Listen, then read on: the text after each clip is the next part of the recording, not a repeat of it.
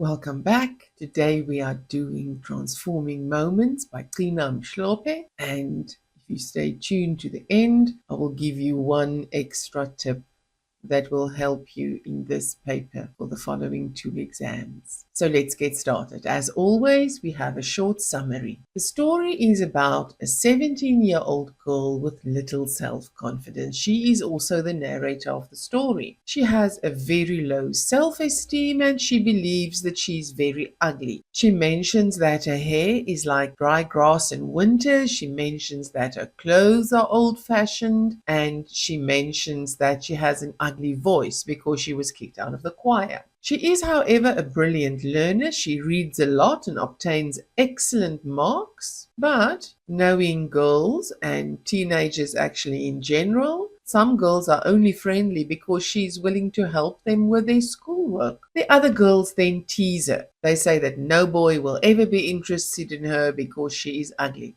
However, to everybody's surprise, Sizwe, a handsome rugby player of all things from Port Elizabeth, asks her to be his girlfriend. She then thinks he's completely crazy. Why would he be interested in her? She's definitely not interested in him. She only wants to concentrate on her studies. She's there to study, not to sleep with boys, she tells him. However, he perseveres and they become good friends. She continues to concentrate on her schoolwork, which obviously pleases her sister, who is the one paying her school fees. The narrator also helps out in the church, and the minister, Father Fakeni, insists that she joins the church choir after being thrown out of the school choir. The conductor of the school choir told her that she had to sing with the boys' tenor if she wanted to still be in the choir, and she gracefully decided to leave. Then Father Fakeni tells her that she definitely does not have an ugly voice. She has a resonant voice. She's also involved in doing the flower arrangements in church. She's one of the 3 girls who do that. And she notices that Father Fakeni likes her. But she also mentions that perhaps it should not be so surprising because everybody has somebody in life who likes them without any reason. Father Fakeni and his wife go to visit their family in Tsolo one weekend, and he invites her to accompany them. The narrator describes the minister's wife as someone who doesn't talk much, but she wishes that she could be as beautiful as the minister's wife. The minister takes the narrator to a meeting at the chief's place, and she watches Tira, the praise poet or the Imbongi, and she is in awe of his skill and his language use. She decides then and there that she also wants to become a praise poet. Upon returning to the school that Monday afternoon, she goes and lies under the black wattle tree, as was her habit, and she writes her first poem. She reads it aloud to herself, and she realizes that she has a beautiful voice, and she wonders if this was what resonant means. For the first time in her life, she starts to love herself. Remember how she touches her face and she touches her cheekbones and she tells herself everything was just perfect. And she decides she will be the first female praise poet. And she knows Father Fakeni will be happy for her. So her trip to Tsolo turns out to be the turning point of her life, a transforming moment. As you know, whenever we have finished reading a story, we first find out what is the relevance of the title to the story we have just read. And to transform, we know, means to change from one state to another. And in this story, the narrator changes from someone who has a low self-esteem, she calls herself Miss Ugly Top of the Class, to a confident young woman who has a dream within a very short space of time, actually within one weekend. And this transformation is due to her meeting with the praise poet or the Imbongi. His name is Tira. The narrator, point of view from which the story is told. We know this is a first-person narrator. We also know that this is actually the life story of Trina Mhlope because she is a praise poet. She uses first-person pronouns like I and we, so the story is told from her point of view. The narrator is, in other words, the main character. And she is, as the story starts, a young girl who suffers from a lack of self-confidence. She tells her own story, how she undergoes a personal change to become a confident person who loves herself. Here we have the plot diagram, which explains to us how the story is told. Remember that I have explained this extensively in the first two analysis videos that I made. I will link them in the end screen and you can go and listen to that explanation. This plot diagram, remember diagram, American spelling here, but we also call it the Freytag's pyramid. So let's determine how the story is told. The setting, which is actually part of the exposition, is a boarding school somewhere in the Eastern Cape where the narrator attends school. Then the minister's family home is in Tsolo in the Eastern Cape. And there you can see where Tsolo is. It is one of those tiny villages where if you blink at the wrong moment while driving past, you will miss it.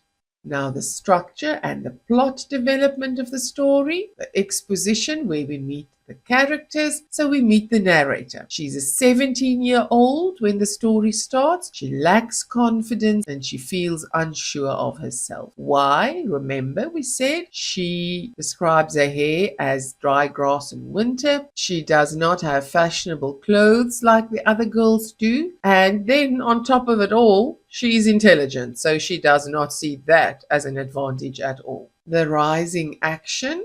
The narrator meets Sizwe, the rugby player. Obviously, many of the girls stop talking with her about this incident where he asks her to be his girlfriend. Her English teacher, remember, he thinks it was rather amusing that she had set the school on fire with all the rumors running around, and they end up being good friends because Sizwe is actually a kind boy. The narrator, as we heard in the summary, frequents the church. She helps with the Sunday flower arrangements. She joins the church choir at the insistence of Father Fikeni, and she had the feeling that the minister liked her. All of this is setting us up for the climax because the story has to move towards the climax. So all of this information is rather important to get us there. Father Fikeni takes her to Tsolo to visit his family where she meets the praise poet. The climax is where she experiences his performance, his movements, his language use, and she is utterly in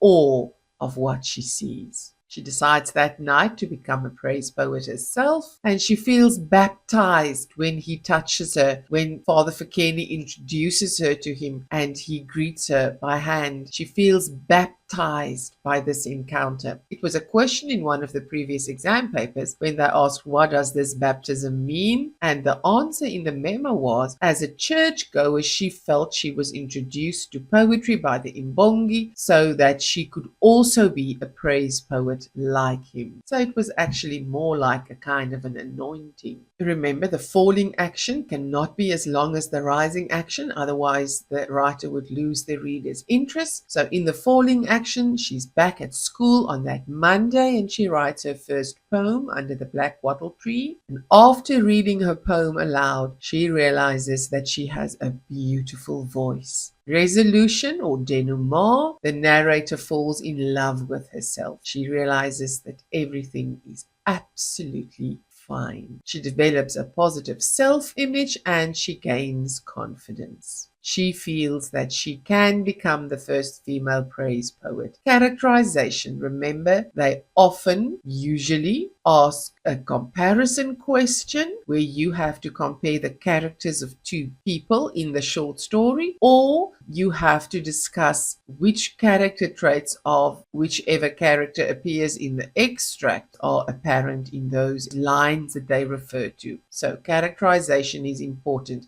And if you know this, you can answer many of the other questions. So the narrator, who does not have a name in the story, but we do know that this is Trina Mhlophe because this is her autobiography. She is a round character because she develops during the course of the story. She experiences both inner conflict in herself because she thinks she's ugly, she thinks that she is inferior to the other girls, and she experiences outer conflict when the girls are quite nasty with her, not only about about her clothes and her appearance, but especially when Sizwe shows an interest in her. She's emotionally weak. I don't quite agree with this statement in your Mind the Gap study guides. Yes, she is self-conscious. She has a low self-esteem, but is she emotionally weak?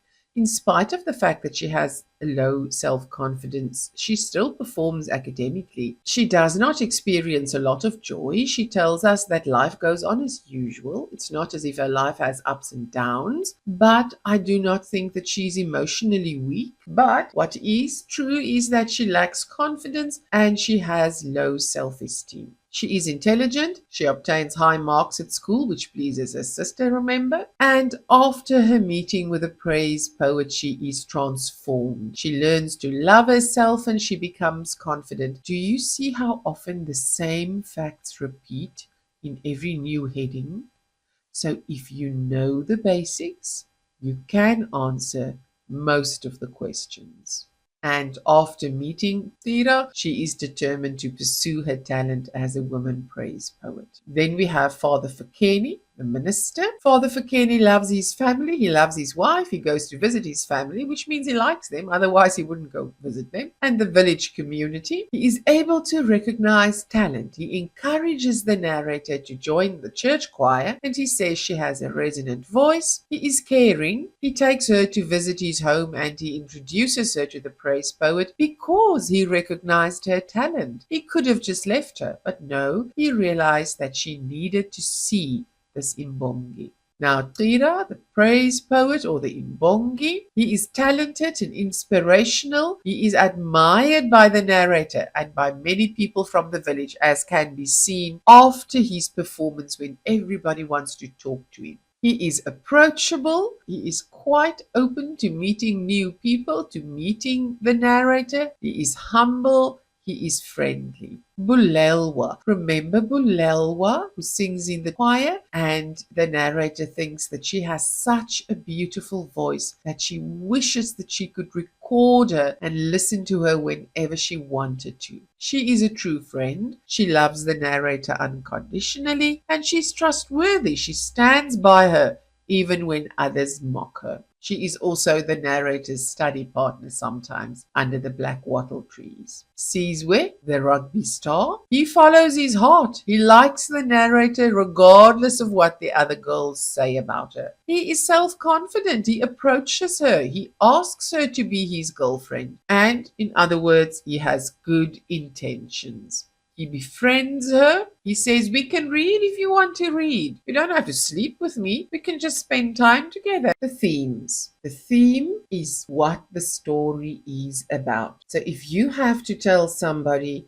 what the lesson in this short story was, that would be the theme, the moral of the story, sort of. And because writing is complex, people are complex, there will never be only just one theme. If you know these themes and you understand the basic points of the story, you understand the basic analysis, then you will be able to answer even other themes. So the first theme, and the one that has been asked twice already, is the theme of self-discovery or self-love. The narrator discovers what makes her happy and fulfilled. Initially, she hates her look, her unfashionable clothes, and she considers herself ugly, Miss Ugly top of the class. She hates her voice because she gets kicked out of the school choir. Her academic success doesn't help her to feel more confident because you know yourself that clever girls at school are sometimes shunned because people feel inferior. And then she doesn't believe a boy can be attracted to her or love her. Besides the fact that the girls tell her no boy would ever be interested in her, she thinks to herself when Sizwe asks her to go out, is this guy crazy? And then she decides, well, he has eyes, he can see what she looks like. The other girls have made her feel bad about herself, but then after meeting the praise poet, and by this time Sizwe has left the school, remember, she discovers her talent for poetry. Remember, she was writing before this. Her essays used to be good examples read in class, but now she discovers that she can also write poetry, and she realizes that she does indeed have a beautiful resonant voice.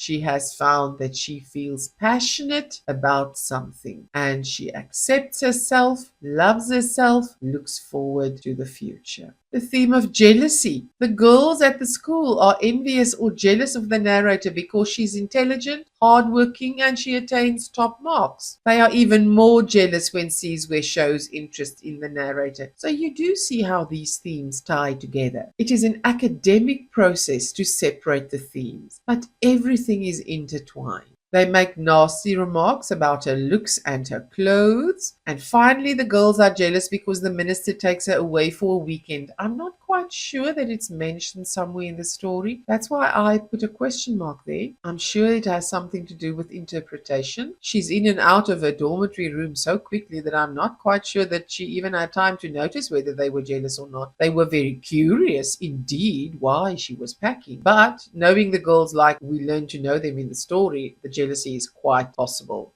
The theme of friendship. There are different types of friendship in the story. In the first place, we have the fake friends, the girls at school who only befriend the narrator because they need her help with their schoolwork. So they use her because she's intelligent and hardworking. Then we have Sizwe, who is a true friend. They get off to a bad start, but eventually they become good friends. They are kind to each other and they enjoy each other's friendship. And then we have the friendship that she has with Father Fikeni. He motivates and inspires her to grow and develop to her full potential. The theme of confidence. Confidence ties in with self-discovery very closely. Although she lacks confidence at the beginning of the story, she becomes confident about certain things. In the first place, her ability to write poetry, the use of her unique voice for reciting poems, her physical appearance, and she doesn't allow the comments of others to affect her anymore because she tells herself everything was just fine. The style of writing, it's an informal register, which is quite suitable because we have a narrator of 17 years old. She's in standard 9, which is now our grade 11 when the story starts. The use of contractions always shows us informal register. And then the compound word that she coins to name herself Miss Ugly Top of the Class is also an indication of the informal register. The writer uses idiomatic expressions to emphasize meaning. When the English teacher congratulates her for causing such a stir with a rugby player, and when she was kicked out of the school choir. Now, a few similes. Remember, we cannot possibly discuss all the similes in the stories. These are a few examples, but if you remember that when we discuss a simile, we have to say what is being compared to what and why, and we have to emphasize the specific characteristics shared by the two things compared. Then you will be able to answer any question on similes. When the girls were walking back from school that Friday afternoon, when Father Fikeni tells her that she has to go with him to Tsolo, the writer says the winter sun seemed as lazy as we were. The writer compares the fact that the sun didn't want to shine as warmly as it does in summer with their laziness one Friday afternoon walking back from school. Another one, and this is the most famous one in the story, she says that her hair is as dry grass in winter. So she compares the dryness of her hair to the dryness of grass in winter. What is being compared to what and why? Both are dry because it hasn't rained for a while. Remember, a metaphor is a shortened simile where they do not use the words like or as like they do in a simile, but they say the one thing is the other thing. When she is watching the performance of the Imbongi, she says she was frozen and dumb from disbelief and God knows what else. In the exam paper where this example was given, they did not say discuss the effectiveness or explain the metaphor. They said discuss the appropriateness of this metaphor. So it changes the angle from which you approach the question slightly. So the memo said she cannot believe that being a good student is the reason why the minister takes her to the meeting. She realizes that people notice her potential and she was overwhelmed by a great feeling of happiness. Fortunately, This question only counted 1 mark because I'm not sure how many of us would have been able to give that answer. Another example, which was also in an exam paper, so long after the lights were switched off, my deep voice would be heard droning away. This, of course, is not only an example of a metaphor, it is also an example of onomatopoeia. So how do you explain this metaphor? In the same way that the noise of a machine travels or gets carried away, the speaker's loud voice reaches all the girls in the dormitory. Remember, she says that when she is coughing, what they call this droning, that it does not only help the other girls, it also helps her with her studies because she's read the book so long ago that she can barely remember them. So when she does this, it also helps her. And that was also a question in the previous paper. Personification, when an inanimate object is given human characteristics. The example we just had as a simile is also personification. The winter sun seemed as lazy as we were. So the writer gives the sun a human characteristic by saying it was just as lazy as the girls coming back from school on a Friday afternoon. Irony. The girls at the school are jealous of the narrator's academic success, yet they befriend her when they need help with their schoolwork. You will always see in an irony answer, there's always the word yet or instead, because in irony, the opposite of what we expect is actually true. Another example, these were all examples from old exam papers. The girls tease the narrator for being ugly and they believe boys would not be interested in her, yet the handsome star of the rugby team, our friend Sizwe, falls for her. The tone of the short story. Tone is the general character or attitude of a piece of writing, of a character in a story at a specific time, of the writer or the poet towards his subject matter. Now, at first, we have a gloomy, despairing, and depressed tone because she lacks confidence. She has a low self-esteem. She doesn't like her at all. She calls herself Miss Ugly, top of the class. Then, after meeting Kira, actually already when Father Fikeni invites her away for the weekend to Tsolo, it changes to a cheerful tone. The narrator's tone changes after watching the praise poet performing and eventually discovers her talent. That is when the tone becomes cheerful. Then there's an excited, enthusiastic, or proud tone as well. This one was also in a previous exam paper. The poet says, after writing her first poem, that she's never had a baby, but she supposes that the way she feels about her first poem is how one feels if one has a baby. The mood, remember, the mood is influenced by the tone. If the tone is depressing, then the mood is also going to be depressing, despairing, not very cheerful. So it's a state of mind or feeling of either the reader or the characters in the short story. Here we have a sad, angry, emotional mood initially when she's still having trouble with her self-esteem, and at the end it's happy and optimistic because she's found her purpose in life. She actually now believes that she is pretty, which should tell you that as soon as you find your purpose in life, you start liking yourself, because then you realize this is why I have been born and I'm perfect to do what I have been born for. Now we have the level 5 questions. And remember, in level 5 questions, they want your view. Do you agree or disagree with a statement? As I've said before, chances are that some of us will not get full marks if we only discuss one viewpoint, but if we can see this situation from both sides, yes and no, you agree and you disagree, then the chances of getting full marks are rather much higher. So Father Fikeni is instrumental in boosting the narrator's self-esteem. Discuss your view based firmly in the story. So if you say yes, you say Father Fikeni sees potential in a young girl and he takes her to his family's house. He tells her to sing in the church choir because her voice is normal, not ugly like she used to believe. The only difference is it is resonant, which ties in perfectly with what she wants to do eventually. He takes her to a meeting where she meets the Imbongi, and she's motivated and inspired to develop her full potential as well. And she gets to love her voice that can be used purposefully. So yes, Father Fikeni is instrumental in boosting her self-esteem. So she realizes that she's beautiful and talented. If you say no, Father Fikeni is not instrumental in boosting her self-esteem, then you can use as motivational points that Father Fikeni gives the narrator special treatment at the expense of other children. He only takes his favorite child to his family's house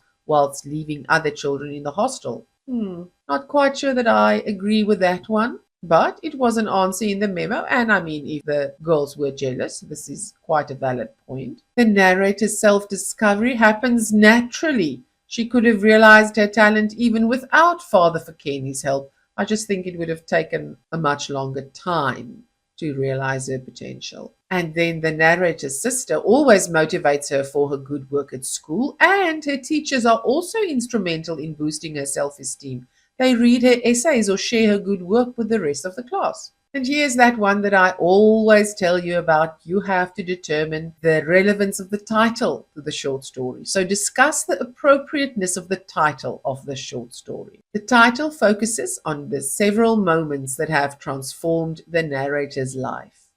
She changes from an insecure person to a confident young woman by not being affected by what others say about her. She becomes comfortable about her looks and her distinctive voice. She's transformed by the realization that with her resonant voice, she can become the first female praise poet. And she changes when she discovers she has a gift for writing poetry as well, and then performing those poems with her distinctive voice. Another level 5 question. The speaker is justified in wanting to be like Mrs. Fikeni.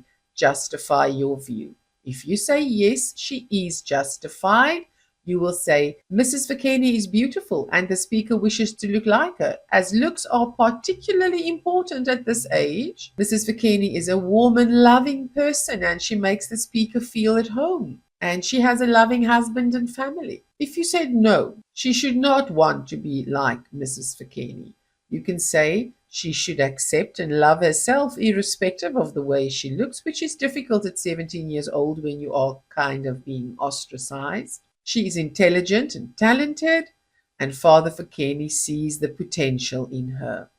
And then, to top it all, Sizwe chooses her to be his girlfriend and not one of the other girls. Another level 5 question. The praise poet plays an important part in bringing about a change in the speaker. Discuss your view. If you think yes, the praise poet brought about the transformation, you will say, when the speaker sees the praise poet performing, she's awestruck and she wants to be like him. His use of language and his movements impress and inspire her so much that she decides to become a praise poet herself. And after seeing the praise poet, she no longer sees herself as ugly, and she realizes that everything about her is special, and she gains self-confidence. If you say no, he was not important in bringing about the change. You will say, Father Fikeni encourages her to sing in the church choir after she has been kicked out of the school choir, making her realize that her voice is resonant, not ugly. He sees potential in her when he invites her to go away with his family, so her confidence grows as a result of the attention she receives. He introduces her to the praise poet, and that brings about a complete change in her life. A hybrid answer here, yes and no, would actually be the ideal because both of them play an important part. So grade 12's the secret to doing well in paper 2. It's knowing your short story first and foremost, and then you learn your notes. Because remember, 80% of the paper consists of level 1, 2, and 3 questions, which are knowledge questions, and you have to apply your knowledge of the story. So if you know your story, even if you cannot answer these level 5 questions, which if you know your work, the chances are slim that you won't be able to do it. If you know your story, you will be able to answer all the level 1, 2, and 3 questions. You must just read your paper carefully. And there you already have 80%. Good luck.